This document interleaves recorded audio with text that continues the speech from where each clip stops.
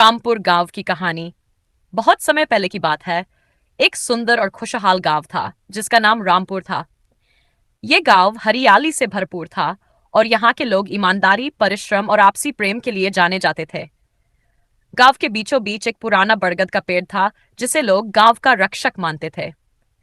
इस पेड़ के नीचे ही गांव की पंचायत बैठती थी, जहां सभी समस्याओं का समाधान किया जाता था। गांव का संघर्ष।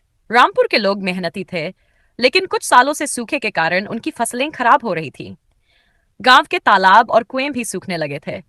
पानी की कमी के कारण लोग परेशान थे और कई परिवार गांव छोड़कर शहर जाने की सोच रहे थे। सरपंच रामलाल और गांव के बुजुर्ग इस समस्या का हल निकालना चाहते थे। एक दिन सबसे बुजुर्ग बुजुर्ग व्यक्ति बाबा शिवनाथ ने सभा बुलाई। उन्होंने कहा, हमें एकजुट होकर इस समस्या का हल निकालना होगा। अगर हम सब मिलकर मेहनत करें तो हमारा गांव फिर से हरा भरा हो सकता है। पॉइंट। एकता की ताकत। गांव के सभी लोग इस बात से सहमत हुए। उन्होंने तय किया कि वे मिलकर एक नया तालाब खोदेंगे जिससे बारिश का पानी इकट्ठा किया जा सके। हर घर से एक व्यक्ति इस काम में सहयोग देगा। छोटे छोटे बच्चे भी अपने तरीके से मदद करने लगे। कोई पानी लाता, कोई मिट्टी हटाता। गांव की औरतों ने भी साथ दिया। वे घर के काम जल्दी निपटाकर तालाब खुदाई में मदद करने लगीं। देखते ही देखते कुछ महीनों में गांव में एक बड़ा तालाब तैयार हो गया। अब बस इंतजार था बारिश का। कुदरत की मेहरबानी, ईश्वर की कृपा से कुछ ही दिनों बाद जोरदार बारिश हुई। गांव का तालाब पानी से भर गया।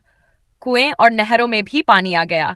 खेतों में हरियाली लौट आई और फसलें लहलहाने लगीं। अब रामपुर फिर से खुशहाल हो गया था।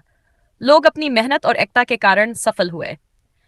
गांव छोड़ने की सोच रहे लोग भी रुक गए। सबको यह एहसास हुआ कि यदि हम मिलकर काम करें तो किसी भी समस्या का समाधान संभव है। एकता में शक्ति है।